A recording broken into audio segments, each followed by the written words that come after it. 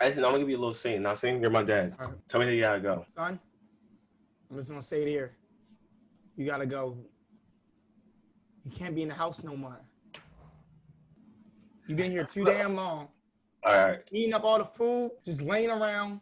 I thought you were my dad! Don't speak to your father that way. Look. No, Naseem, say shut the fuck up. Bitch, shut the fuck up before I slap the shit out of you. Dad, you... Son, I did... all you do is stay around and just fucking do nothing. And you just mad that I eat sushi? I have lasagna for dinner. Does anybody want lasagna? I hate lasagna, bitch. I hate when you make lasagna. It's too much fucking cheese. Less cheese, you dumb bitch. What accent it's not are that you hard. doing? I don't know, bro. Something racist. Oh wait, no, Naseem, what about your monologue that I sent you? Bro, I didn't even practice it yet. I'm going to. Open it up right now. Let's practice right now. Yeah. I'm in California rolls. I'm so fake. All right, look. But when we start, somebody got to ask me, why am I wearing this hat? And I'm going to be like, because my mom didn't pay the heating bill. And then you guys say, well, it's summer. And I'm like, oh. Monologue for Nazi. Here we go. Beanie enters. He is somewhat in this. I'll read that section. Lying. Beanie crosses to the refrigerator and begins to rummage as he speaks. So right now you're rummaging through the refrigerator. That's how you rummage? In your head, you're rummaging. Beanie. On lock. Beanie. Basically, I was getting to. Beanie. Did I say we're gonna start posting skits? Beanie.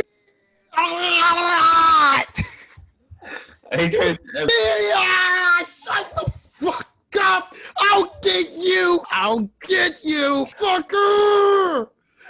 Eat your ass! Eat it! Get off me! Get off me, penis! Get off me! What you off? Get off me, penis! I like lobster! I love lobster! Now do it, but imagine you're shuffling through a fridge. Oh. Beanie? Be alright? Shut the fuck up! I'll eat your ass, fucker! Penis? Get off me! Get off me! I like lobster! I love lobster. That's so fucking good, bro. That's so great. So, like, when it comes to you, like, I guess, doing a monologue, like, what's the way you go about, I guess, coming up with the personality for the character? Because I see how you, like, you come into being a new person. Like, do you read over the whole script at first to get a gist of who this character is? Yeah, usually, yeah. But for you, I'm not going to recommend you. Just what does this monologue tell you about the character? Let's just say that there was no script, right? Mm-hmm. So your main objective throughout this monologue is to get to the point when you can ask your sister and her boyfriend for some money again. That's so cool. That's your subconscious objective, and you get that towards the end with the final line. But before that, your exterior objective is to eat, right? Find something to eat. And it's almost like you're like distracting them from what you're going to be talking about. Yeah, I really, really want. Exactly. So, like, to make it like, of course, I'm gonna read through it. I'm the type of person I can't just read like on an angry personality. We talk about anything and everything. I'm YP Nazi, and of course we got YPRA and YP Emmet. What we talking about today, guys? Well, today we're gonna be talking about you learning to shut the fuck up. So anyway, going back to our conversation that me and Emmet were just having. So you read through the whole script, you understand what does this character speak out to you, and then you try to embody that personality that you just assumed this person would have. What I believe a character is you embodying that person in that given scenario. So you're not putting on a mask necessarily. You make it your own. You make it your own. You are the mask. Okay. Some actors like to think, oh, I'm putting on a mask when I'm playing a character. I don't believe in that. I believe you are the mask. Your personality is part of their personality. You know what I mean? Everyone's going to play a character differently. No two people are gonna play this monologue the same. And that makes sense because when a person's picking out an actor or their cast, they're gonna pick out the dude that they know can portray what this dude or that girl is. You know what I mean? how they best imagine that person to be exactly. Yeah, definitely. And I feel like and the thing is like about acting is that like I've kind of like semi-retired from it, but like I think anyone can be a good actor just given the right role. That's pretty much it. But a good actor is someone who can just do a lot of roles and still exactly. It's just like a singer. I mean, I don't want to say someone's better than somebody else, but for example, with like music, somebody might have a wider range than that person. You know what I mean? Where they can sing different notes up and down. But granted, Giveon, for example, man's is like a bass, but like I love his music and that works for him and his sound. You know what I mean?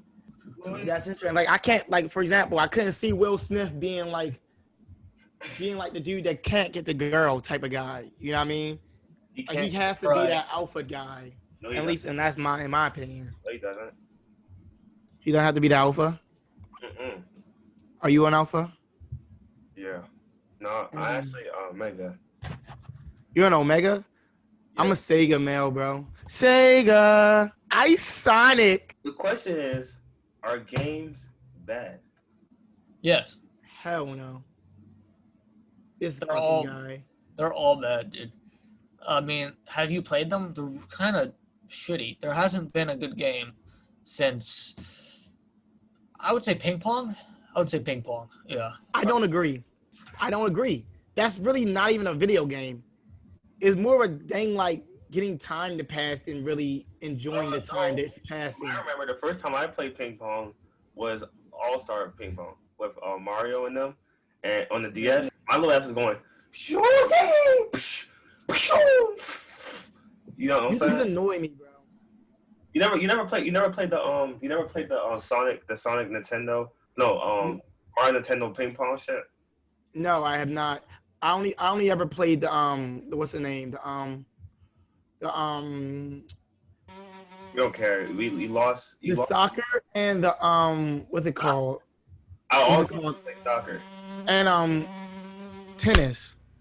Soccer. Yeah, I like Wii Sports, bro. I love Wii Sports. Yo, I run a boxing, bro. You trying to have good form, right? And that's no, you just do this, and it works every time. What's some recent games that you guys have played? Warzone. We only play Warzone. I sold my soul to Warzone for wins. I mean, some people ask me, was it worth it? And I would like to say it was definitely worth it. I would sell my soul even faster next time. For next season of Warzone. For next season of Warzone, yeah. I'll let somebody suck my asshole. Why are you wearing the fucking hat, dude? Oh, funny story. My mom forgot to pay the heating bill, so, it's kind of cold in here right now. It's summer, dude. Oh yeah, you're right. My bad. Yeah, my bad. I apologize, guys. Won't happen again. Damn, nigga, put the hat on. I'm trying. It's not even centered. Fix it. Why is your trying? Bring it down more. I'm trying. All right, guys, let's hop on the topic. Because we got a lot of funny shit to edit in. This can be a really funny episode. What are we here for? We're here for you. We've always been here for you. We've always been here just for you.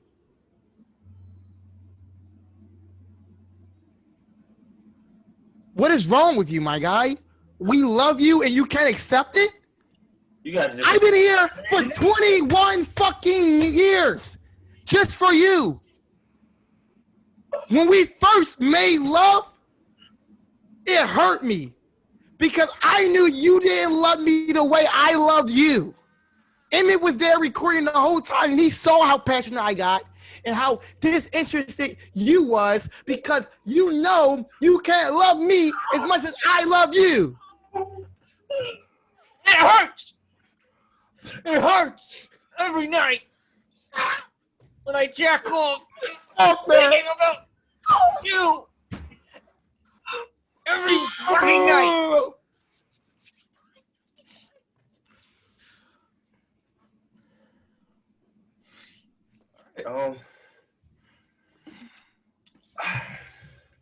Great warm up.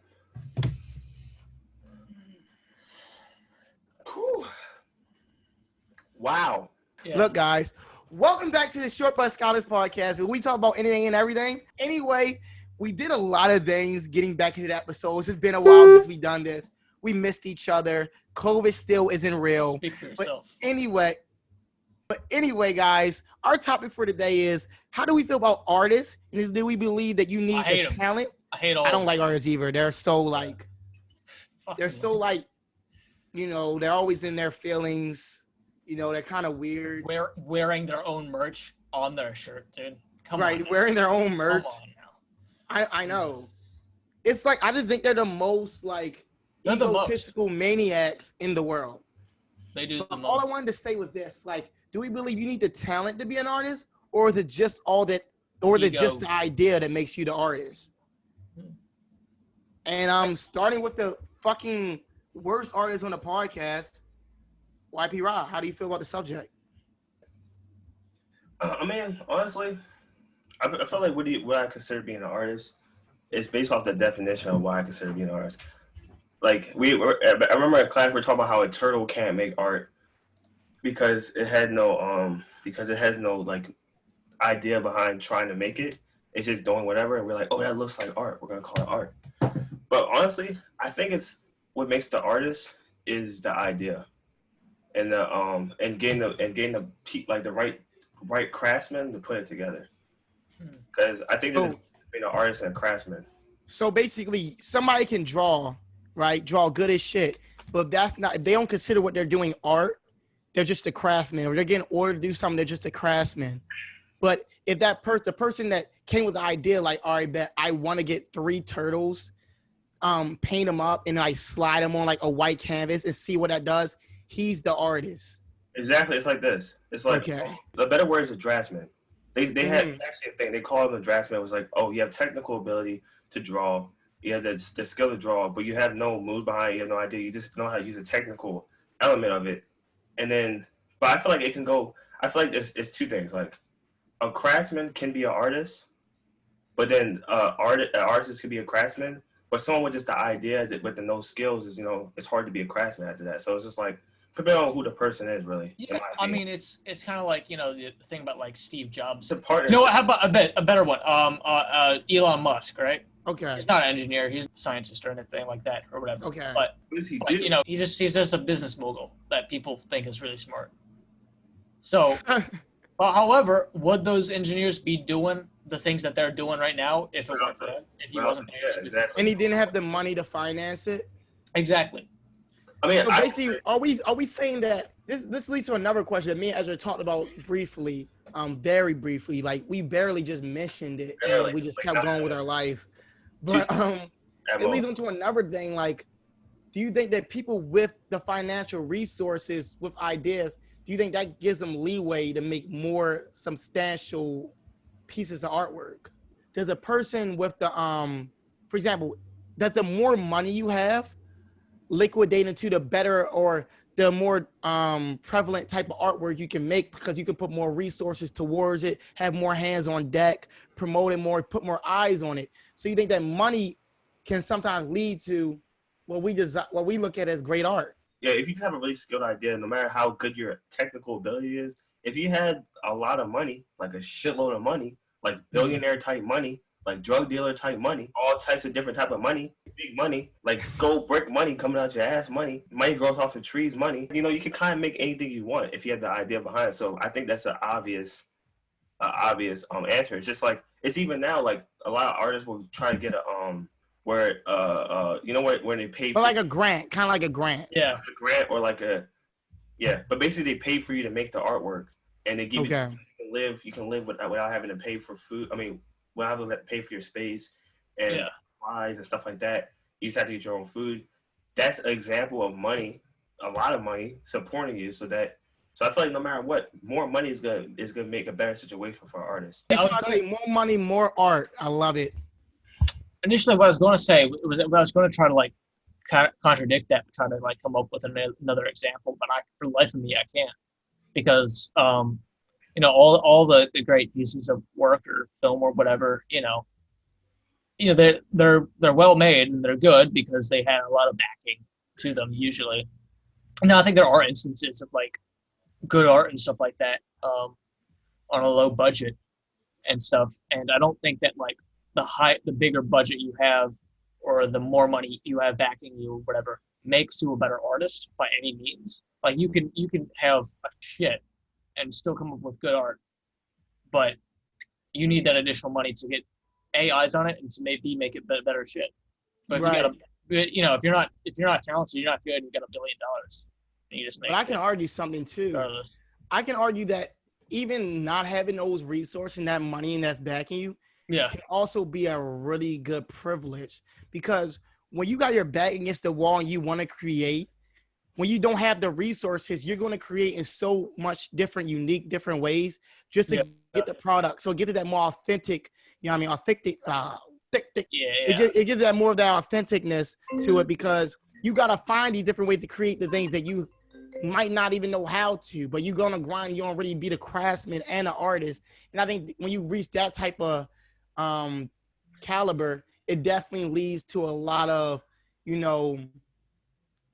great things or great outcomes. Fuck it. Like a lot of times limitations can be like can be a great gift, Hell yeah, definitely. I would like to say though, for example, like we have a couple examples. So we got someone like Jeff Koons, who he has a big production team. He kind of has like kinds of ideas, and he has a whole production team to carry out. We have someone like Kehinde Wiley, who started off, as that's how you say his name. He started off doing paintings himself, and over time, like if you go to his music, like if you go to his shows, he has really big these really big paintings. What he does is he paints some of it, but he has a team to help him carry out the bigger idea.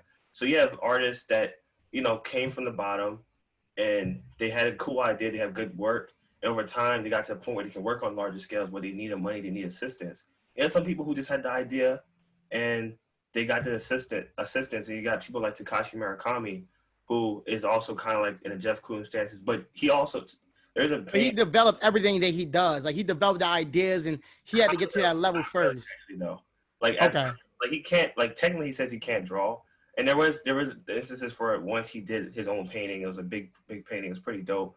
But it's just like the means. Like once you're in this, like, do you consider them any different? Like a lot of artists getting the same respect to every single one of them, though their process is slightly different from each other. Same thing with another artist like I enjoy Kim Jong-gi, who doesn't make those big things. He just draws like in a sketchbook type of stuff. I didn't never know that what's his name again? The one that you say can't really draw? Takashi Murakami. I thought that man can really like draw, but I guess that's Kim Jong-il that can draw really good. Kim Jong-gi can draw really good. Takashi Murakami. Yeah, that's the dude that you showed me that he had that big ass piece of canvas or paper, and he started drawing hella different shit. Yeah, Takashi Murakami is the one who does like you ever see those like flowers everywhere and shit. And hell yeah, that's of course he did the thing with Louis Vuitton and shit like that. Yeah, he claims like he's not a good illustrator at all. But it's just like we give respect, even more respect to the people that create those big productions. More respect, but it's just like the respect doesn't really change as long as you have that idea and you have the team to bring it out. It's like and you're honest about it. I think also stems from honesty, because him saying that Takashi Murakami, him saying that he wouldn't be where he is without his team. I definitely think that gives regards to him being very thankful for the people who helps him, the stuff that he wants in his mind come to life in reality. Yeah, no one said that you had to do everything yourself. It's not a rule. Right. I think that's a mentality that's like definitely has been growing a lot. And we respect, of course, we respect the underdog that does everything himself, know everything. But I think that leads to a little bit of cockiness, you know what I mean? Knowing that, like, bro, you can have somebody put their hands on a project and know that person got skills that you never can learn everything, bro. Yeah, it's like I have my friend Kingston Waller. For example, I will be working on the illustration, and I send him like oh, this one. He's like, I mean, I feel like you can work on the composition. Like you did something a little bit. They'll be like, oh, and I work on it, and he'll look back like, oh, cool. Or for example, I work on a painting, and I have a few colors, and you're like, I like this color. Maybe you should try to add this color or this. That's reaching. Oh yeah. Getting help. Oh now, yeah. Like would I not be making the art? Am I not an artist that I have? You know what I'm saying? Right. Definitely. Definitely. There's different levels to everything. Let me ask Emmet something. What is one of your favorite films with a small budget? Well, actually, I was gonna bring up an example of like, and I mean, this is kind of like an offspring of your question to me, but the first original Evil Dead is not like one of my favorite films or anything. It's like a great successful film done on a low budget. Now, there's a lot of horror films done on a low budget that are good because horror films are like the easiest films to make on a low budget. They can make a lot of money because but that was like kind of like the spawn of like low budget group of friends who's making a horror movie turned out to be like hugely successful. And then for the second one, Evil Dead 2, they got like a whole big ass budget for it and was able to make it even better than the first one. You know? Was it better? Yeah, I would say so. My personal opinion, I think Evil Dead 2 is like one of my favorite movies. So basically, like them having a small budget spawned them to having a large budget, but it didn't take away from either movie. Both of them was great. Yeah. Okay. So initially they made a short film, and then that they showed that to like people that like say, hey, we can do this, but we can do it like a feature film, give us a grant or whatever. And then they were able to do that for Evil Dead. They were able to use Evil Dead to do that for like basically for the sequel Evil Dead 2. And then then Army of Darkness and so on. But are the movies actually scary? The first one's like more of a horror film. The second one's more of a horror comedy. Like it's actually like it's. What do you like better? You like horror, just straight up horror, or horror comedy? Horror comedy, dude. Any day. No, right? It's just amazing. Me too. I'm really not even into like scary movies like that. So if anything to make it fun, like something like It to me, like It Chapter 1 and It Chapter 2 is like a horror comedy in my opinion. Yeah. I say something stupid. It's really more of a comedy. Even it's not even really as scary. But I can watch that and not be scared for real. It too. It 1 and 2, but It 2 is funny. We watch It 2. Look, we watching It 2, right? And there's a scene when this shit come out the kitchen. Naseem is freaking out, rocking my shit, stomping his feet. Yeah, dude, he attacks people when like laughing or when he's scared. This is why we need to get you. This is why I need to report to you while you're watching shit. Right. You can make so much money doing that. We will. To not avoid the fact is that his head was in his knees, like covering his face. Yo, I was like, no, Naseem, It too, bro. I ain't gonna lie though. Have you seen Emmet? Yeah, I've seen it. Do you know the scene? It was to be honest, knowing Naseem's fair level, it was a scene when the chick was in the kitchen and it was running back and forth. The old lady ran back and forth and she came out like that tall ass thing out the kitchen. You know what I'm talking about? Yeah. That scene really, I thought the scene where like the kid was getting eaten. That was the scariest scene in the movie when the kid got in. But I just knew it was going to end bad for the bitch. So I just was like, oh, fuck. Guys, thank you for having us back. Make sure you like, subscribe, and hit that bell button if you want to be notified whenever we make new content. And we definitely love you guys, and we appreciate you guys' support. Keep sending you guys fan mail. Keep sending us narcotics, and we appreciate it. Definitely narcotics, though. Don't forget. Definitely send us some more narcotics. We love it. Just stop with the nudes, though. Yeah, the news got to stop. Did you see that one thing we saw, like when it was like the guy with the other thing, and that it was like, I know. Bro. I don't even know how that got there. Yeah. I don't even know how that's even possible. I thought about it for a bit. I don't know how he fit his like thing around the way into the I don't even want to think about it anymore. It's just I'm ready to have nightmares again. But I love you boys. I'll talk to you, slimes.